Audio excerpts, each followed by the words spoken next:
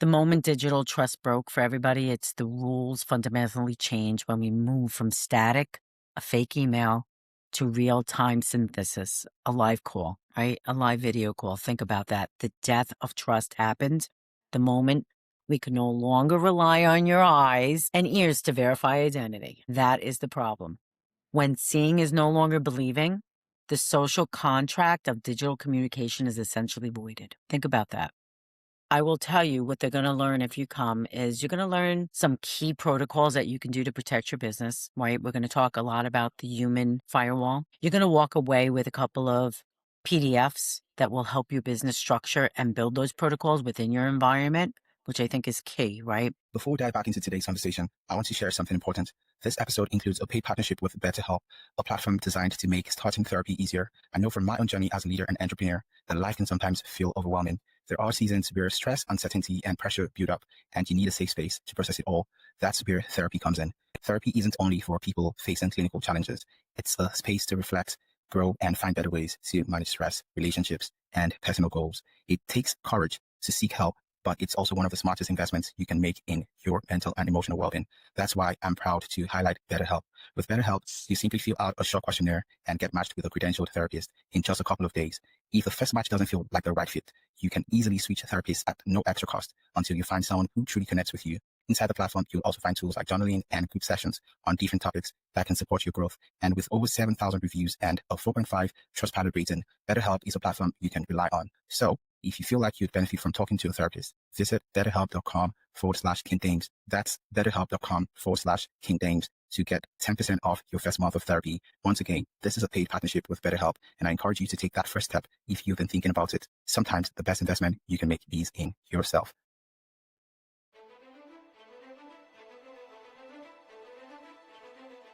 Welcome to the King Dems podcast, where we share the stories of extraordinary people and dissect hot, relevant topics that shape our world. From visionary leaders to trailblazing creatives, we uncover the mindset, strategy, and grit behind greatness. Whether it's business, culture, or personal growth, we ask the real questions. This isn't just conversation, it's transformation. The King Dems podcast. Your next breakthrough starts here. Music licensing reimagined. We're live, ladies and gentlemen. You once again welcome to the King Dems podcast, and I've got with me a triple VIP coming in for the second time. Make welcome, fighting out of the United States of America, Michele, the cybersecurity expert, Novack. How are you, Michele? I am fantastic today. What an introduction. Wow. That's fantastic. Okay. Wow. Yeah. We've given you the combat sport introduction, and of course, let's give you the corporate style introduction. So, ladies and gentlemen, today's conversation is not about theory, it's about reality. In the last 12 months alone, organizations have lost tens of millions of dollars to AI-driven deepfake attacks that bypassed traditional security, fooled experienced executives, and collapsed trust in real time. Our guest today has been warning leaders about this shift long before it made the headlines. Michele Novack is a cybersecurity author, authority, and executive advisor who works at the intersection of technology, human behavior, and organizational risk. Her work focuses on how AI, deepfakes, and synthetic identity threats are redefining fraud, compliance, and leadership decision making. So what sets Michele apart is this: she does not just talk about tools, she focuses on protocols, culture, and human systems, the elements that fail first when technology outpaces policy. She has advised leaders on how deepfake fraud actually works in the real world, why verify with a call is no longer enough, and how organizations can build a human firewall that protects assets, identity, and trust in an era where seeing and hearing are no longer believing. Today, Michele is here to break down why AI-powered deepfakes represents the number one corporate threat of 2026 and what leaders must do now, not later, to stay ahead. Michele Novack, you once again welcome. It's a pleasure to have you with us again today. Whoa. Your work is actually very, very That important, was an right? introduction. You deserve it because your body of work is a mouthful, and I can say it's also a globeful because this is a global threat we are dealing with here. You've actually spent years at the intersection of cybersecurity, leadership, and risk. So, from what you are seeing globally right now, why are AI deepfakes no longer a future concern but a present day executive threat? Yeah, that's a great question, right? We've moved from CGI era to the real time era. That's what I like. Previously, deepfakes were labor intensive and easy to spot. Today, the democratization of compute power means a teenager can clone a CEO's voice for $10. That's the truth. For executives, this is a present day threat because your identity is now your most vulnerable, unpatched API. It can be you. They don't need to hack your firewall. They just need to ask for the keys. So think about that. Wow. Thinking about that, your upcoming or forthcoming webinar, right, is going to address a lot of these issues. But when I saw that webinar and I saw the details that are going to be discussed on the webinar, something stood out for me, and it is the now infamous $25 million Zoom call incident. Why was this case so dangerous? Like, not just because of the money lost, but because of what it revealed about human behavior and verification processes. So, why is this a serious issue? Why? Yeah. You know, let me say this, right? The Hong Kong Zoom incident was terrifying. Terrifying because the employee did have doubts, but those doubts were overridden by the presence of his colleagues on the screen. What he didn't know is that every colleague on that screen was a deepfake. It revealed that social engineering scales perfectly with AI. And that's what these hackers are using today. It wasn't a failure of tech. It was a hack of human need for social validation. And that's what you got to think about, right? It proved that if the boss is on the screen, humans are wired to obey, not to audit and question. And that's the why, right? The human aspect of this. And that's what these hackers are, dependent on. They know the psychology and they're building these tools to do it. You talk fondly about why verify with a call no longer works. So many firms still teach staff to verify with a call. What is that advice that you would give right now? And of course, why is the old advice now outdated and in some cases actively dangerous? So there's two parts to that, right? The advice is now a liability. And I'll tell you why and why I think that. If you can clone your voice with a 30-second clip from a YouTube keynote, a phone call is just another playground for those attackers to work. And that's what they're doing, right? There's a couple of different techniques that they're doing out there that we have to be very diligent and be aware of. And that's my message to everybody today. Know what's out there, know the tools they're using, and understand that. Telling staff to just call gives them a false sense of security. Right? You need to go deeper than that. And that's what I teach in my webinar, the things that you can actually do that will help you go a little bit deeper than just saying, hey, is this real? In the deepfake era, an unverified voice is just a sophisticated script. And these tools that they're using sound just like me on this call right now, right? That's how scary it is. Absolutely scary. Intelligent people are off. Sorry about that. Yeah. And it is scary. It is. You were talking about intelligent people. What is it with intelligent people? Deep fakes can bypass smart people. That's what I like to say, right? You and I are both very intelligent, but intelligent people are often the easiest to manipulate because they rely on the contextual logic. Attackers use linguistic mirroring and high-pressure scenarios that hijack, right, the prefrontal cortex. Your brain is a human computer. I talk about this through all my books and everything else and how we process information, right? And that's all. They figured out a way how to psychologically, hack that, right, by using these tools. High performers are also fixers. They want to be helpful and efficient. AI exploits that, right? They exploit the bias towards the action, turning an executive productivity against them. And that's just the truth of the matter. Wow. So I've actually had a couple of neuroscientists on the podcast, and particularly we've had a neuroscientist from Stanford University. And I think what most of them agree about is the fact that the prefrontal cortex is like the CEO of the brain, right? So with smart people being tricked into making schoolboy errors, it's really alarming. And we have this rise of the agentic scams. So your briefing actually talks about agentic scams, AI systems that can negotiate, argue, build trust autonomously. So why is this a fundamentally new category of threat that most boards are not prepared for? Most scams right out there are one and done. I'll say that. Agentic scams are different. They're AI systems with a goal, capable of navigating a conversation. There's the difference, right? They can be trained.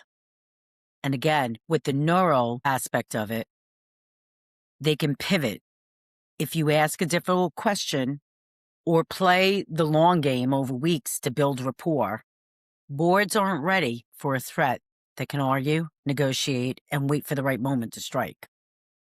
They're not prepared for it, right? So they need to invest in the deep training, the human element of it, and understanding how these agentic AIs are targeting people and what they're using to target. I think that's the key. Speaking of investing, right? A lot of businesses do not really see that value in investing in cybersecurity, but I think they get to pay for it very, very heavily, right?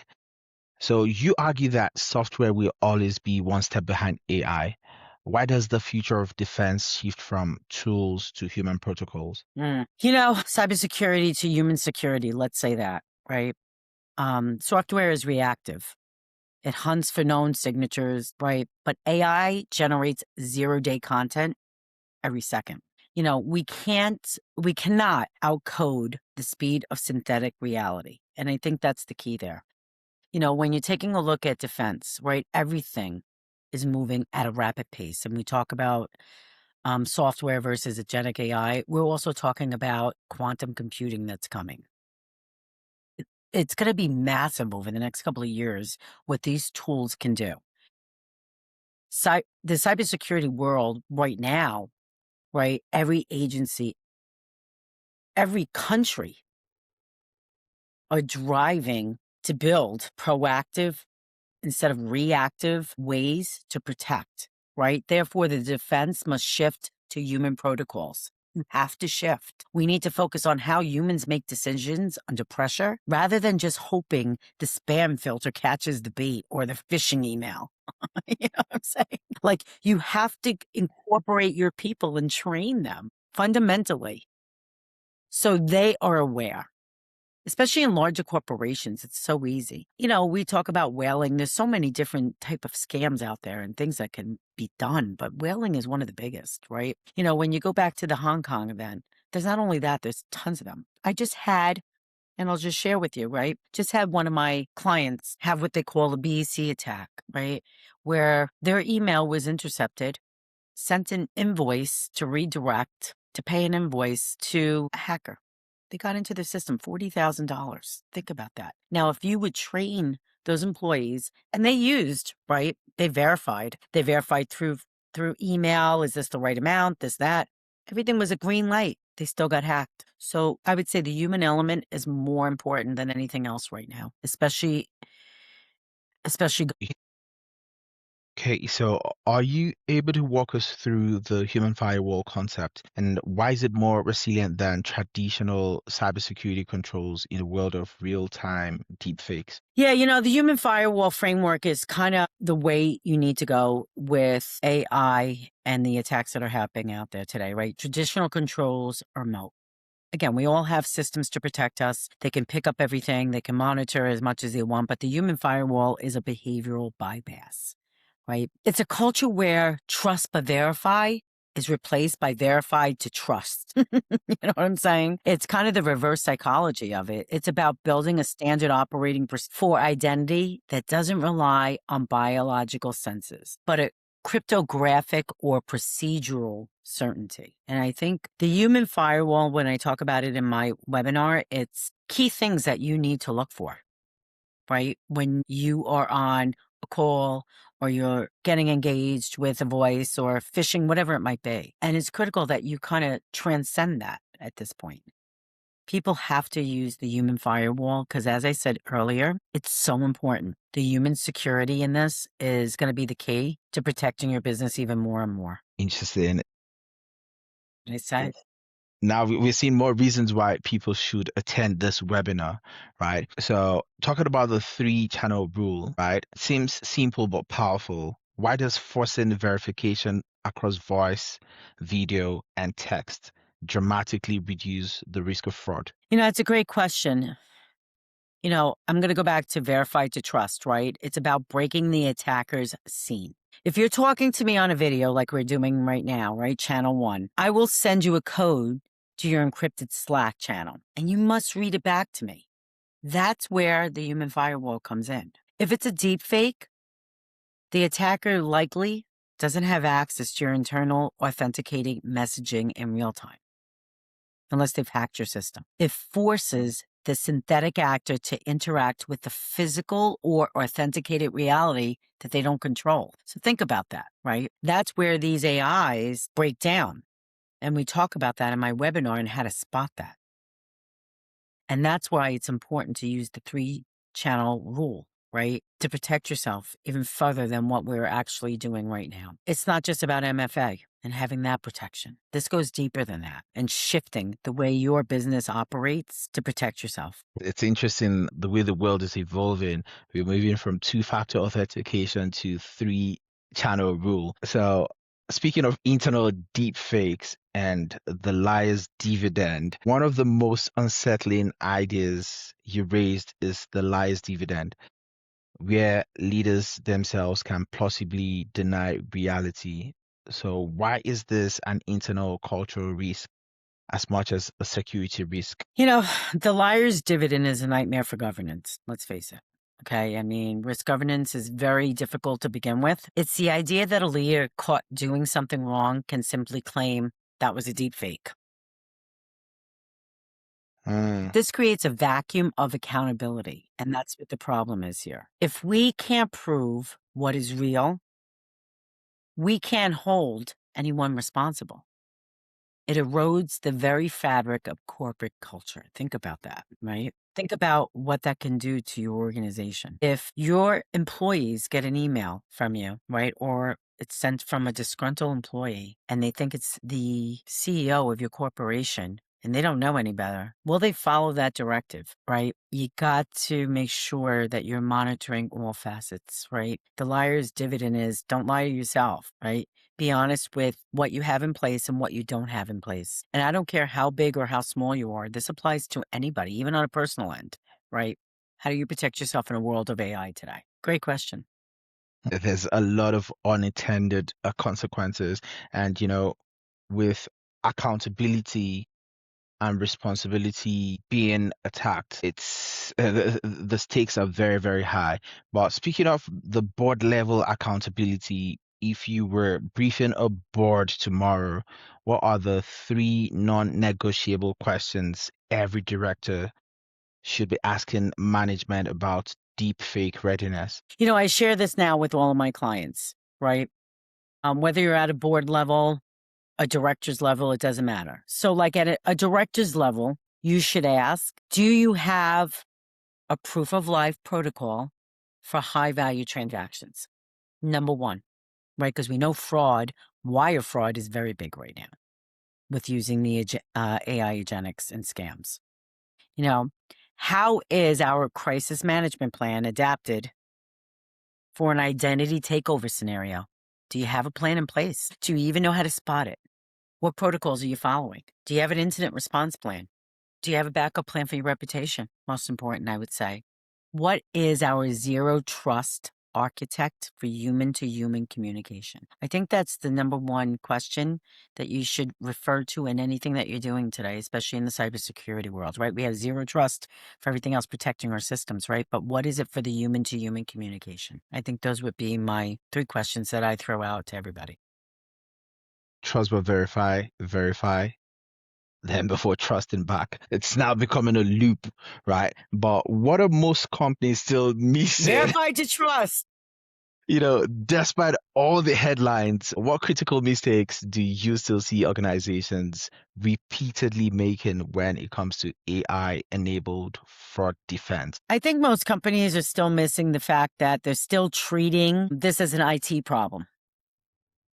Okay? It's not an IT problem. It is an operations and culture problem. Companies spend millions on firewalls, but zero on training their executives how to handle FaceTime call from a kidnapped, Zoom meeting, which is how these attackers are often gaining leverage, right? It's not about the ransomware attacks anymore.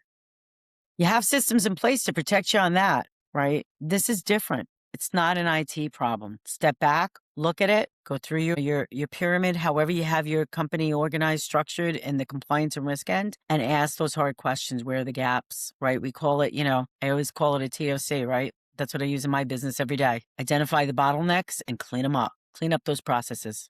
It's very important. Speaking of cleaning up, right? Let's talk about immediate executive actions. So for the leaders, for the founders listening to us today, what are the actions they should take in the next 30 days to reduce their exposure to deepfake driven fraud? I think number one step should be to sign up for your webinar. And what other steps should they take? Listen, the advice I give today will probably change 3 months from now and 12 months from now, right? But as of today, I think the most important thing is to establish a safe word, especially on any kind of transactional thing that you're doing within your environment. It's most important whether that's personal or through business. Establish those safe words. So if you do need to call somebody to verify something, only that person's going to know that safe word, right? It creates a non-digital phrase for your family and your direct reports. One thing I think is very important today, right? And then audit your digital footprint. If you haven't done this, you better. Right? Especially with now everything changing to AI and how all of these platforms and these search engines are going to be, promoting your businesses. The shift in all of that is very critical, right? Know what audio, video of you is public. I think it's very important. Audit it. Right? We're all on these podcasts. It doesn't mean one of these tools can't take what you and I are discussing, mimic my voice, and get on a platform and make something different, because that's what they're doing. Let's talk about the reality of it. So that's critical. Absolutely. And then normalize the friction, right? Tell your team, normalize it, right? Tell your team that you will never be offended if they challenge your identity on a call. Let them know that it's okay, that you're not comfortable. And there's tools that you can put on these calls today that can spot if there's somebody else on that call that shouldn't, or if it's a deep fake. If you have the money and you can afford it, use them. Use them. Otherwise, you lose it. Yeah, lose it. use it or lose it. Right? Can Use you it or afford? lose it. And I'm gonna just throw this out there. Can you afford to lose $100,000 today? I tell everybody that when I speak to them about the AI. Pandemic, I like to call it, the 2026 pandemic of the deep fake. Can you afford to lose 100,000? Think about it. Not many people can afford that. Not many people can afford that. I, for one, cannot afford to lose that. Let's take this personal right now. On a personal level, your personal perspective, how has your understanding of deep fakes changed how you communicate or verify information in your own life? Well, I hate to be a cynic, right? But absolutely, I've become a digital cynic. I no longer take any inbound communication at face value. I don't. You have people reaching out to you on all different types of platforms, trying to introduce themselves, sell you their services, want to collaborate with you. You don't know who's real or who's not. Making job offers. It could be anything. I think it's critical, right? That you no longer take any communication at face, regardless of how familiar the voice sounds. I'm going to just say that. I've implemented myself the 3-channel rule with my own family, my own business. Just paranoia. It's digital hygiene. And that's the way I look at it, right? You gotta clean up and control what you can control, because there's many things out there you can't control. You're never going to be able to control and stop the hackers from getting better and better and, training these tools to do what they have to do. I'm anxious to see what comes out next, after this whole nutty thing that's going on. But that's what I would probably say, right?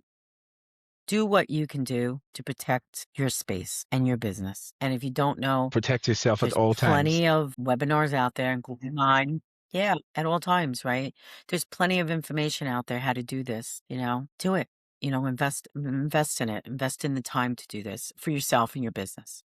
Well, quick plug, guys, invest in Michelle's forthcoming webinar. Looking into the future, I know you're not a futurist, you're not Nostradamus, but you are an expert. You are the pro, I am the Joe. So if we look ahead into 2027 and beyond, what will separate the organizations that survive this pandemic, the pandemic era, as you call it, right, of synthetic reality from those that do not survive it? What's going to be the distinguishing factor? I think the survivors will be like protocol-driven organizations. I think that's the key, if I had to say it, right? They're going to do the work. They're going to figure out the bottlenecks in their compliance. They're going to implement and change how their employees interact, send money, right? The biggest thing. But I think those who rely on gut feeling or familiar voices will be dismantled. Again, it's shifting from trust to verify to trust. You can no longer just rely on what you think you know. I'm not above that, right? The future belongs to leaders who understand that in a world of synthetic reality, because that's what we're in, the only thing that cannot be faked is a pre-agreed out-of-band protocol. That's the bottom line. If you drive protocols and make them simple, don't make them complicated, right? We're all neurologically learning. And the simpler you keep it for your employees and keep it for your organization, for them to remember, it's going to be critical, right? We all have on our desktop the ability to put The tone at the top is important. it's top down. It's always been top down. That's how you build your culture, your mission, and everything else. And people who work under other people, I've worked for large corporations. Did I believe in their mission? Of course, because that was the culture that they actually drove. Have I worked for corporations that they say a mission and it wasn't what they followed? Absolutely. So don't be one of those, is what I'm going to say. Interesting stuff. So we know Michelle is actually a very, very busy expert. But before you go, I have just one more question for you. Why should the business leaders, the founders, the professionals, everyone and their mom listening to the podcast today, why should they attend your webinar? And what is the value they are going to gain? What are the details? Well, thank you for sharing my webinar with everybody today. And I really do hope that they sign up and they come, right? I think the moment digital trust broke for everybody, it's the rules fundamentally change when we move from static, a fake email, to real-time synthesis, a live call, right? A live video call. Think about that. The death of trust happened the moment we could no longer rely on your eyes and ears to verify identity. That is the problem. When seeing is no longer believing, the social contract of digital communication is essentially voided. Think about that. I will tell you what they're going to learn if you come is you're going to learn some key protocols that you can do to protect your business, right? We're going to talk a lot about the human firewall. You're going to walk away with a couple of PDFs that will help your business structure and build those protocols within your environment, which I think is key, right? This is not just about me talking. This is about me showing and telling you and taking a look at what this looks like in live sense, discussing the statistics and where we're going with it. So I do appreciate you giving me this platform today to kind of share my thoughts, but also giving an opportunity to others out there to please come join, right? I think it's essential that you do this training and help yourself. But those are some of the key things that we're going to be doing on our webinar. An attitude of gratitude is good attitude. When a person shares their time with you, they share their life with you because the S are unit for measuring life is time. So thank you very much for sharing your life and your time today on the podcast. And thank you for helping me to achieve my goals. My goals are to educate and to motivate. And with that, I think my job is done. So I am privileged to have the best and the brightest minds of my generation to help me to achieve, the two goals that I set out to achieve. So it's love and, of course, respect to you. Do you want to leave a shout out to anybody before you leave? Listen, my shout out is back at you, right? The work that you are doing fundamentally across the global stage is so valuable. And the people that you bring, I never do that, right? But the people that you bring onto your platform to share, just like me, I've listened to some of these podcasts and the speakers that you've had.